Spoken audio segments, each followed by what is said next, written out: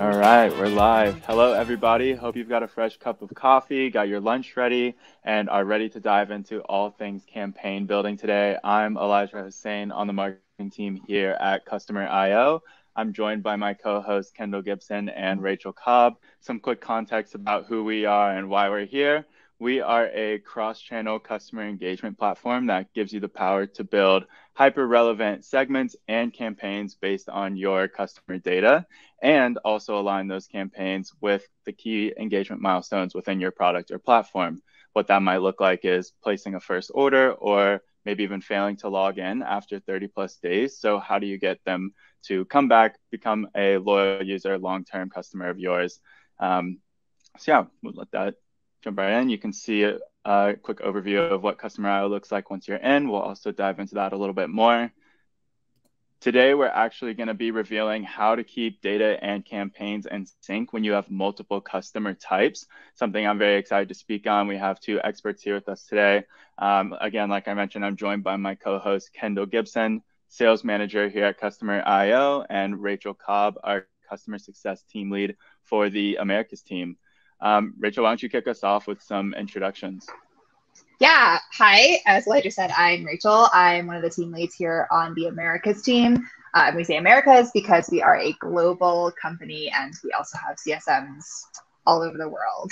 I have spent 5 years in marketing automation, but have spent the majority of my career in customer journeys and acquisitions and all this stuff. So I'm really excited to dive into our platform and show you all how you can use our messaging strategies specifically to target your audience and get a holistic view of your customer journeys. Yeah. Hi, everyone. I'm Kendall. Like Elijah mentioned, I'm a sales manager here. So I work more pre-sales, helping our customers understand Customer IO, our offering, and really the value that we can bring to their current communication strategies. And thank you all for joining us. We've really been preparing some really hands-on material for you all based on our experience working with multi-sided marketplaces, especially with companies such as The Knot, Workana, and Saucy, just to name a few, for example. But again, like Elijah mentioned, we're going to be covering a few challenges that we hear most often and demoing a few ways to help approach those and overcome those challenges using Customer IO. Awesome. Thank you guys for the introductions. We're really excited to have you join us. Before we dive into the event, Rachel, do you mind giving us an overview of the marketplace company that we'll be using as an example, as well as some foresight on what exactly we'll be sharing today? Yeah, definitely. So for our webinar today, we have a fictional company called Delivery. They are a multi-sided marketplace centered around food and beverage delivery. So Uber might be like a real world example.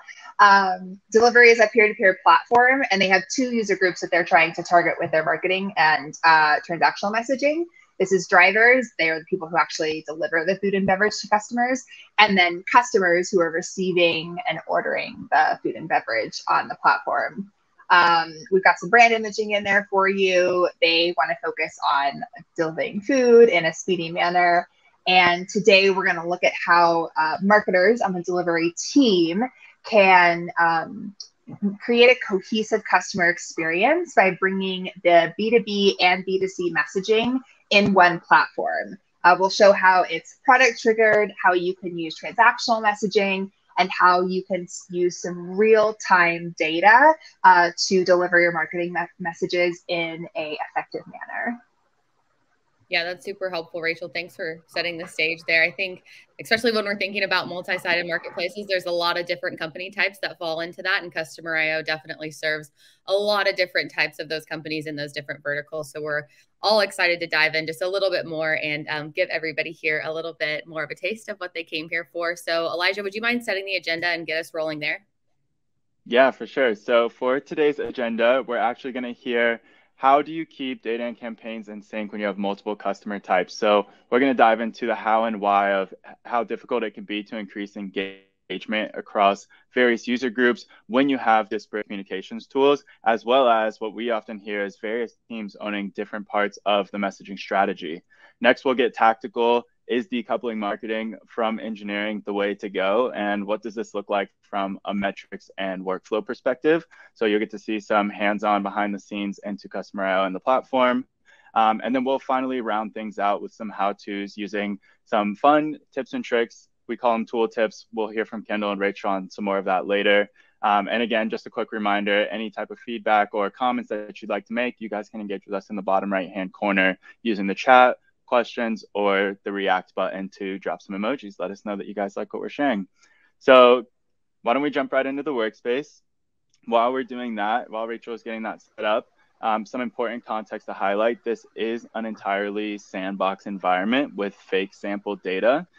So just wanted to be able to give you guys a real world example of what we talked about with delivery and show you what that experience might be like for the day in the life of the marketer or the practitioner. All right. Yeah. So perfect. Yeah, Rachel, do you want to let us know what we're stepping into here? Yeah, I'm ready. So this is a live view inside of our workspace right now. We'll go through the entire campaign as we progress through the rest of our conversation topics, but the type of campaign that I built here today is a event triggered campaign. We're triggering this off of an event of a customer or a driver signing up. So showing how we can seamlessly use one action to capture both of our audiences. You could also trigger this off of a form. So if you have a sign up form in your website, you can embed that very easily integrate it into Customer.io very easily. So there's lots of options for how you trigger your campaigns. We're just doing an event for today. The other thing to know about this is that we are going to be engaging both the drivers and the customers in this campaign. And you'll see at the top how I have it split on customer type. Immediately after someone signs up, this customer type is coming through the signed up event that's being sent to us in this example.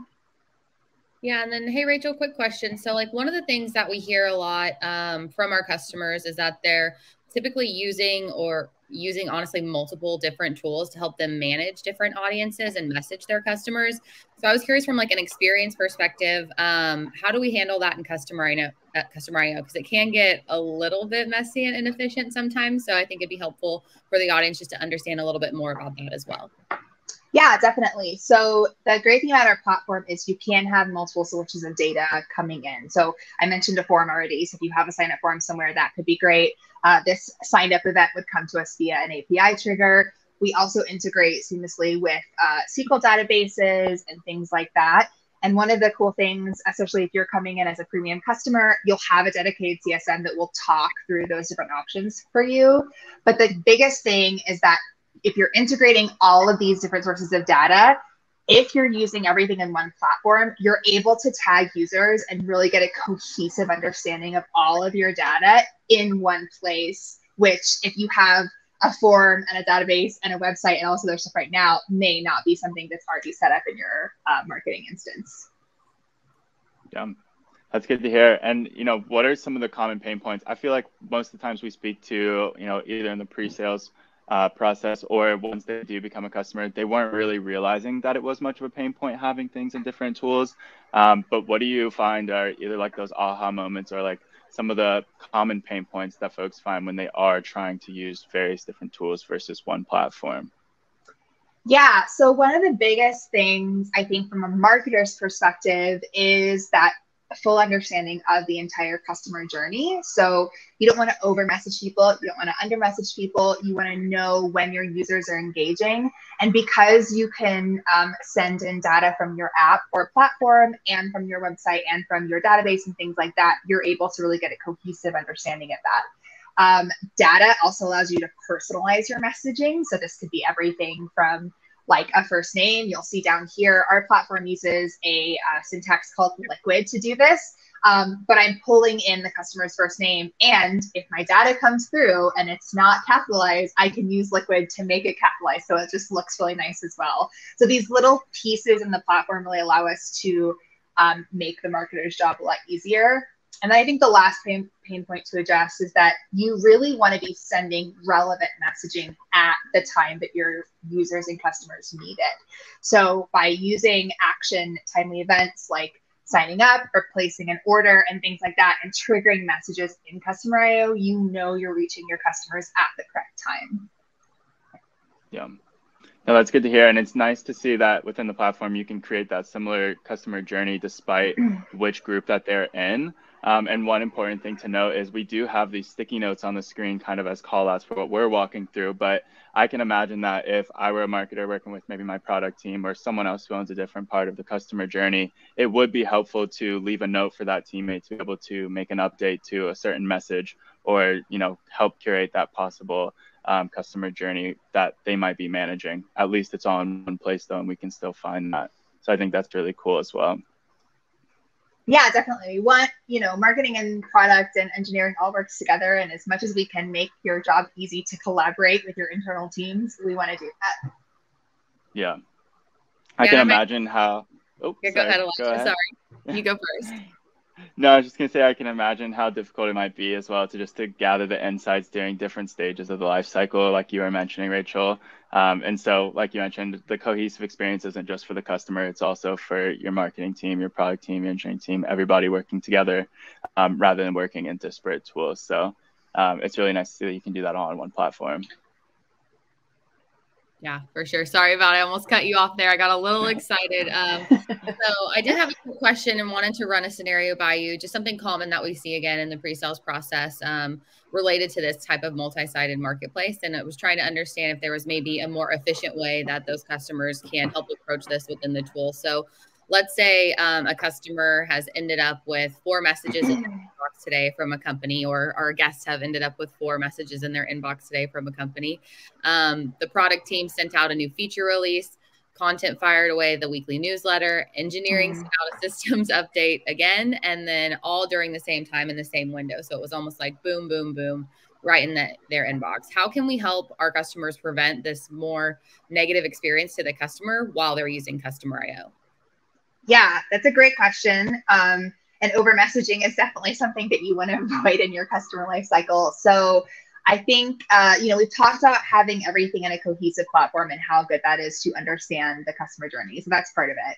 The other thing is we have some specific features to allow you to control your messaging. So we have like message limits that you can place. So maybe people only receive 2 emails a day. And the nice thing about that is it's not, you turn it on, but it's not necessarily applied to every single campaign. So you can say, okay, like this transactional type onboarding campaign is super important and everyone must get it no matter what.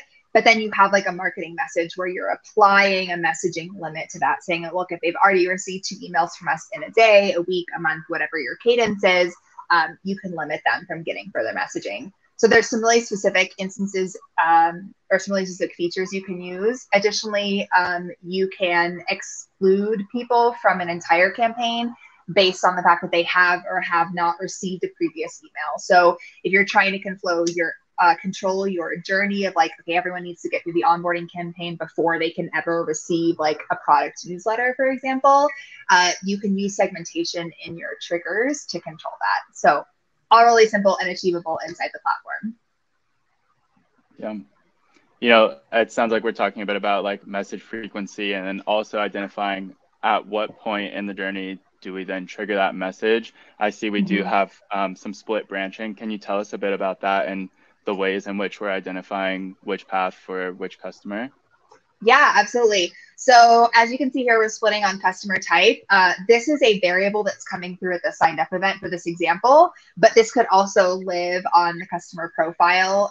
So you could have a tag that says like X profile is a driver, X profile is a customer. This could also come through on your form.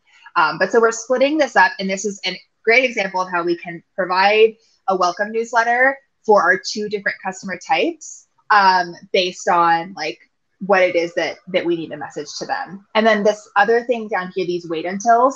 So if they receive a welcome letter, this wait until says, okay, we want to wait until they've placed their first order, or if they're a driver, they've delivered their first order.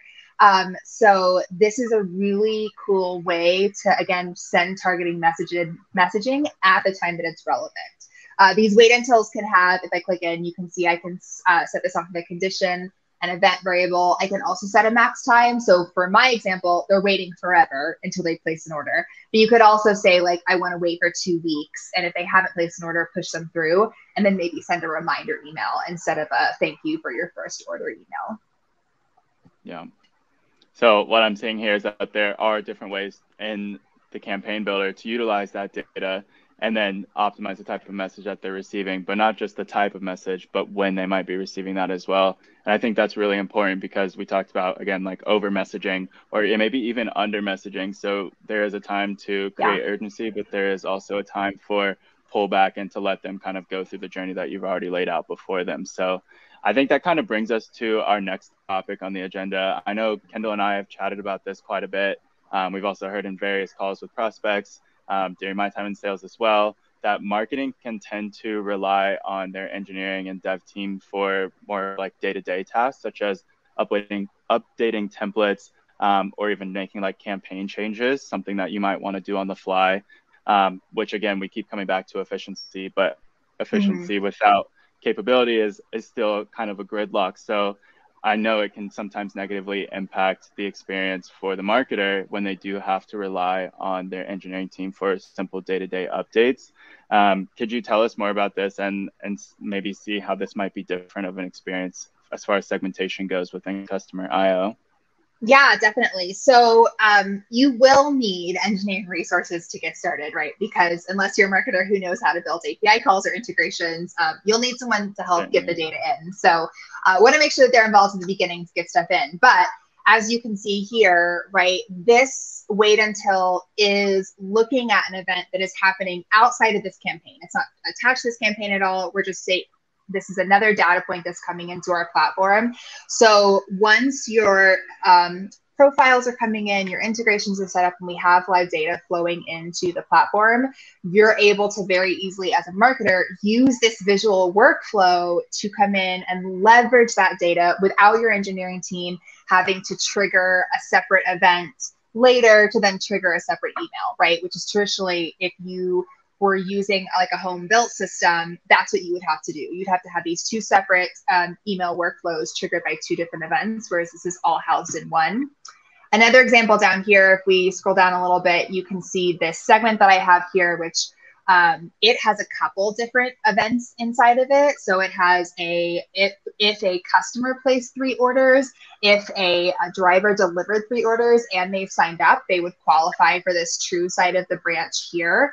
And again, this is really powerful because you're not relying on your database to track this information and then an engineer to trigger a sync from your database once they've met the criteria. We're tracking the criteria live in the platform based on the information that you're already sending to us. So it gives the marketer a lot of flexibility to control all aspects of the customer journey without constantly having to ping engineering every time they need an update on where people are. Awesome. Yeah. I'd be curious to hear from the audience. I think this would be a good time for poll number 2. We have the question of what part of your marketing communications are you relying on your dev team for? And we'll see some typical answers. Sometimes we hear about updating workflows, pulling segments. So I'd be curious to hear from the audience there as well. And we can go ahead and leave this up just to let everybody take a peek for the time being.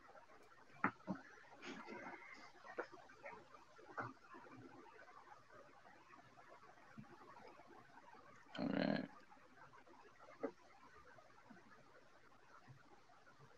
I'm seeing a couple votes for pulling segments, targeted audiences. Kendall, from your experience, is that something that you typically hear about? Yeah, definitely having that kind of conditions pulled from your engineering team saying, I want to target customers who have done X, Y, and Z is something that we hear super frequently from our customers and prospects. And so having the ability to do that within the workflow itself and then use our segments for conversions as well as another big kind of component of that. So that's something that we definitely can do within the platform that reduces a lot of time and effort or waiting that our customers usually have to do to get that data from their internal teams. Yeah.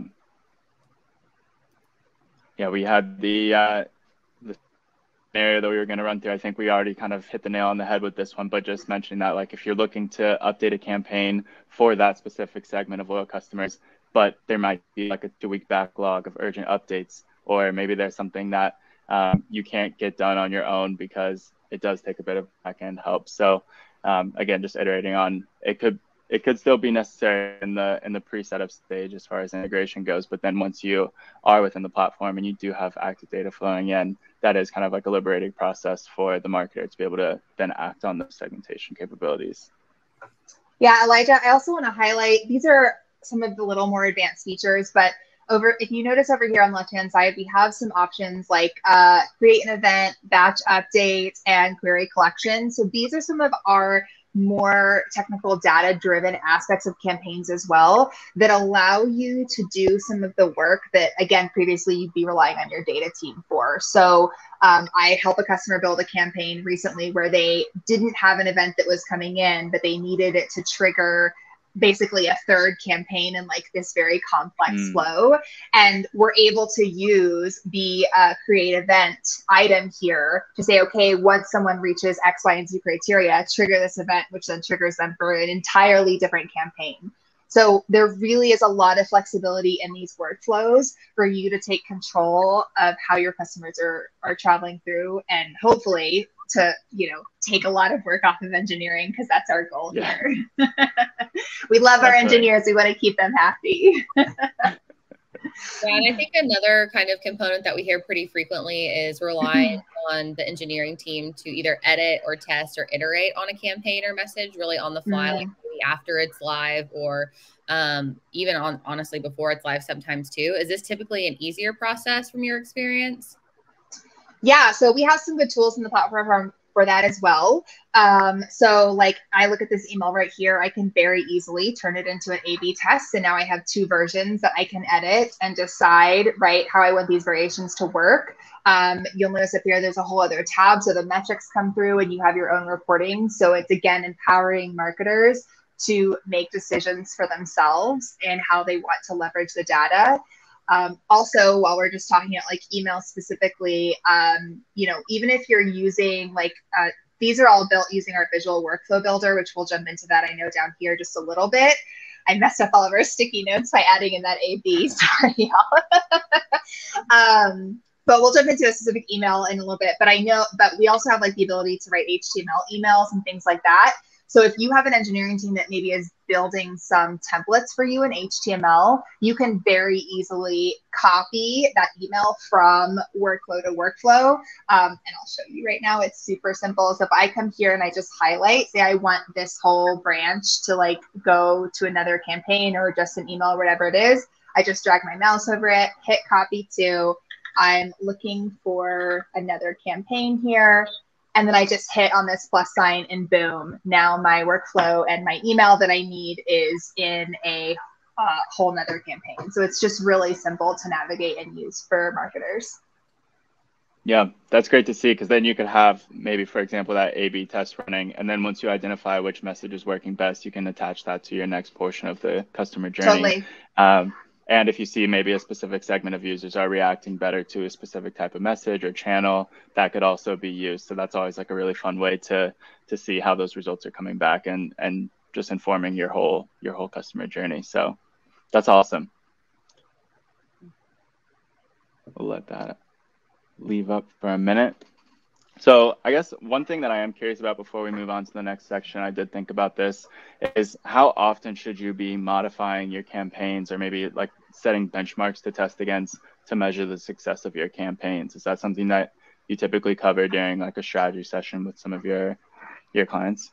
Yeah, absolutely. So part of our role here as CSMs is not only to like answer technical specs about the platform and troubleshoot, but also to be a strategic partner in your marketing efforts.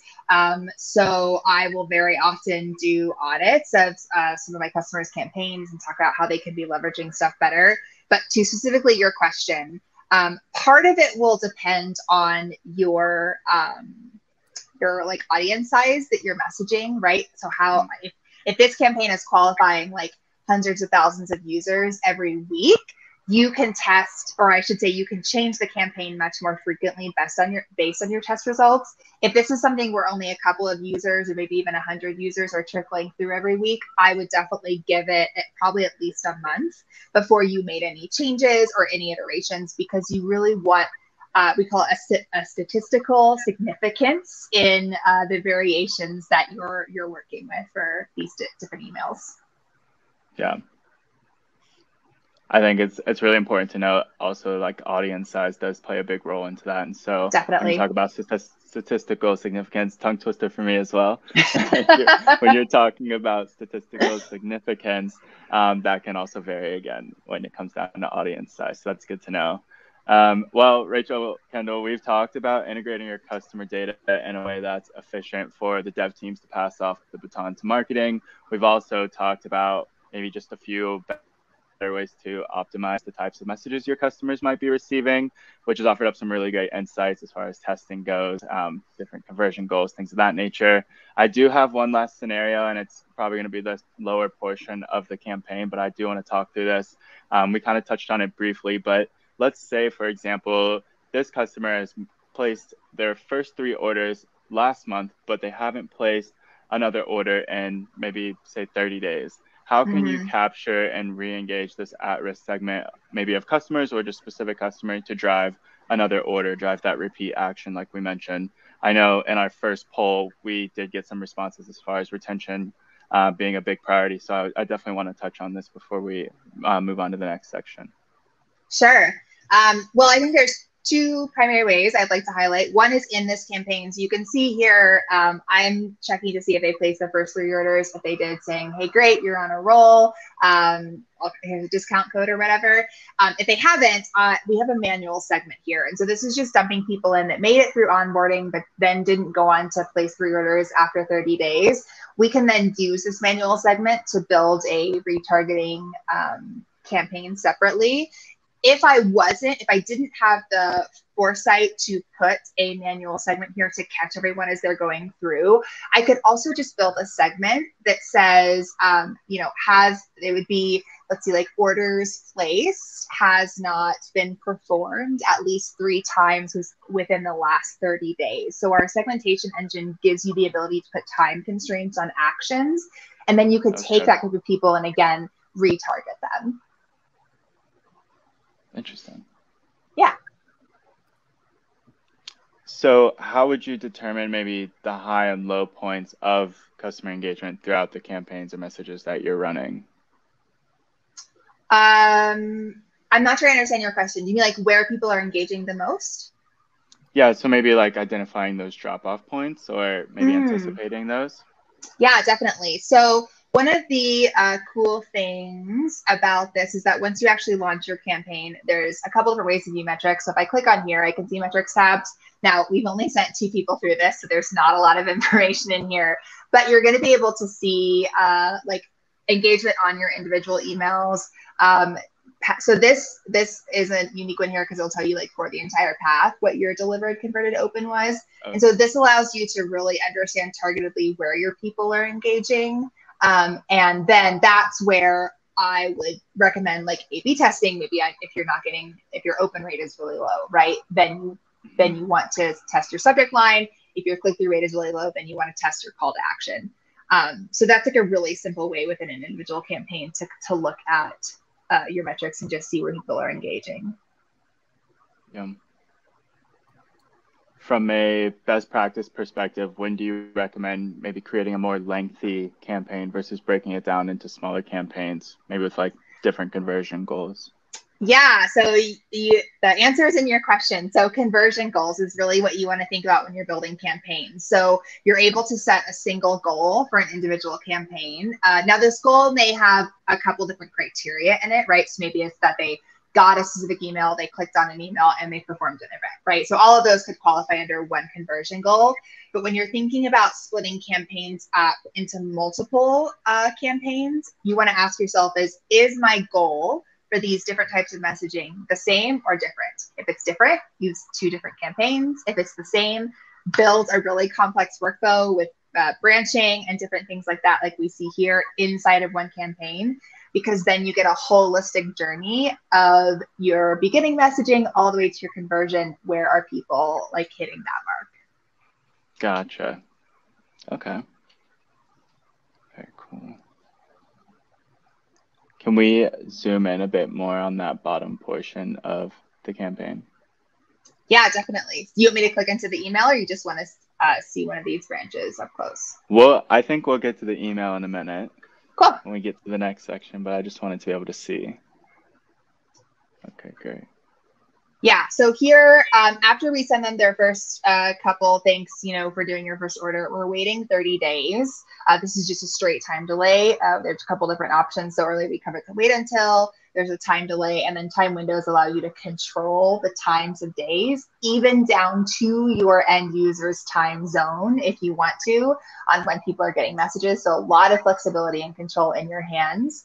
And then we're doing this true false branch, and we're tracking, again, outside events that have nothing, they're not triggering this campaign at all, but it's just we're tracking orders and we're tracking deliveries. And once people hit this threshold, then we'll give them a little coupon or whatever it is, it's the incentive or kudos from your company. Yeah, yep. Exactly. Well, you said something really interesting there, and I think that leads us to our next portion. So if anybody has any questions, definitely surface those as we're still in this push of the campaign. But you did mention time zones, which is very similar to the next portion that we want to cover. I think, Kendall, do you want to tee this up for us and let us know maybe what we're leaning into? Yeah, so for sure. So like Rachel mentioned in our intros, we are an international company. And so one of the biggest asks from our customers is how do we manage multilingual campaigns and make those easier to produce? And so within the last few months, we actually released a new feature for multilingual, which Rachel's going to get in here in just a second. But it was one of the most asked things that was coming up in the pre-sales process. And so we just wanted to make sure to highlight that to you guys today. Yeah. All right. So I have this email here. I'm going to click in to edit the content. A couple things I want to highlight that are good to point out. So this is our company delivery. You can see again where I'm using personalization here to reach out to my customer. This liquid syntax down here is really cool because I have one email that is sending a different message. You can see here, thanks for delivering free orders or thanks for placing free orders, depending on the customer type. So I don't even have to make two separate emails. I can just use some fancy liquid to display the right context to people. So again, really useful in our messaging strategy. And then up here, I have my various language versions. So we are sending to Czech customers. And you can see here I have my language. We are sending to Spanish speakers and then to French speakers. And I can create this all within one email in my workflow. So I'm not having to make multiple steps or multiple branches based on their language. You do need to store the language on the profile so that this looks at a very specific language attribute, but we have lots of documentation on how to do that. And you do need to translate yourself. So we don't have like internal translation services. Hopefully one day that might be a cool feature that we can offer. But right now you would do your own translations, but you can just pop in the various versions here, and then customers will get the correct version based on their language. The default is if no one has a language set. The other cool thing I want to mention about this that is really exciting with this new feature is that metrics for each individual language are broken down. So you know how your French speakers are performing compared to your Czech speakers or your English speakers or your Spanish speakers in this example. And you can really work on those versions individually to make sure they're addressing the different needs of your individual language speakers. Yeah. That's awesome. Is it possible that we can see maybe a preview of the message?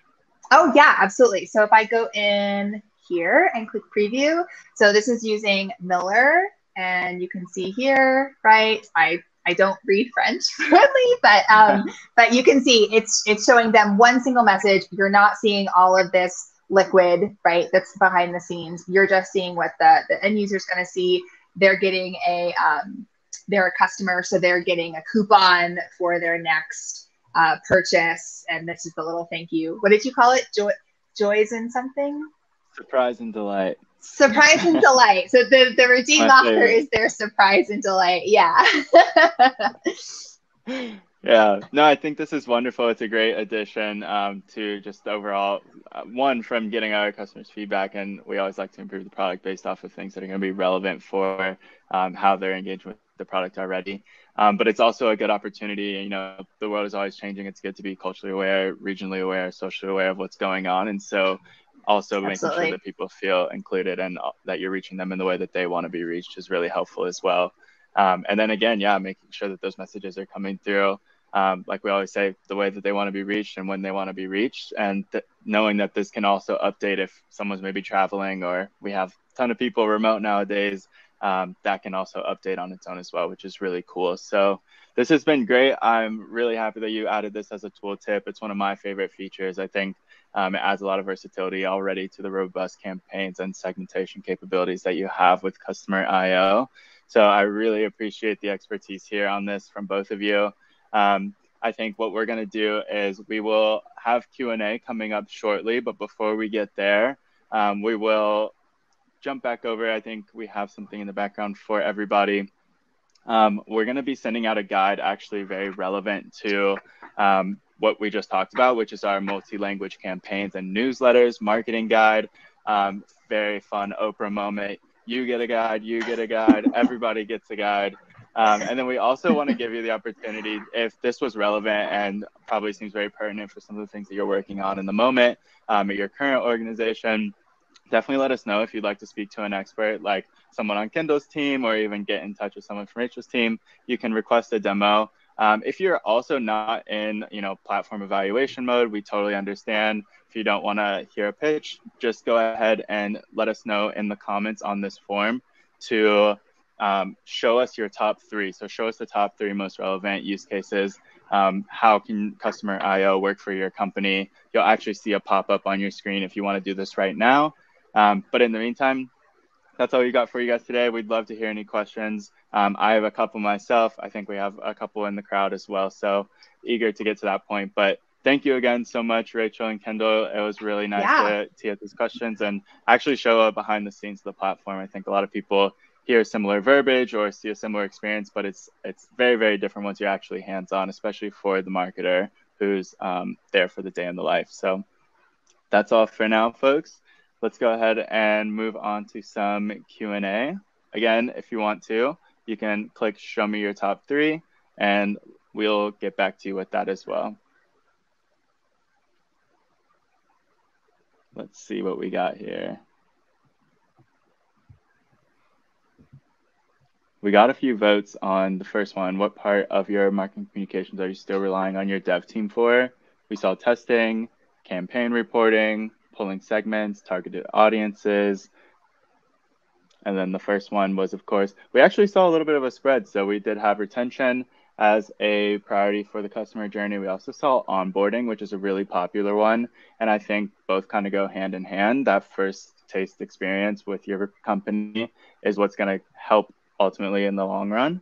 And then we also saw win back as well. So pretty even spread, but again, retention taking that one step further, which I think is really relevant nowadays, especially with the current market. So Elijah, can I touch on that really quick? Yeah, definitely. Cody's in here behind the scenes running the slides for you all. So I think the retention is a really interesting one. And one of the things I recommend that new customers do when they set up is build a segment that is specifically around customers that have been sent a message, because it could be an email, a push. This has been email focused, but we also do SMS and push and all those things. So hasn't sent any message and hasn't opened or clicked, that would be engaged, right, with the message. And if you start to build those segments from the beginning, you can very clearly see, like in the last 30 days or 3 months or whatever, how much of your audience is not engaging with you. And then build specific retargeting campaigns around that audience. So again, this is a segment that doesn't have to live in your database. You don't need an engineer for it. We're using live data in Customer IO to really understand those audiences and empower the marketers to then reach out to them.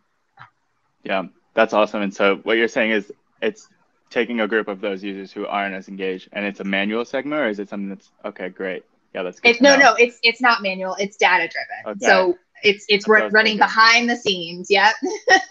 Okay. Even better. Even nod our heads a little too soon on that one. Wait, you can still do a manual segment in the one-off instance that you need to, but for the most part, data driven would be the way to go for that one. Absolutely. Sure.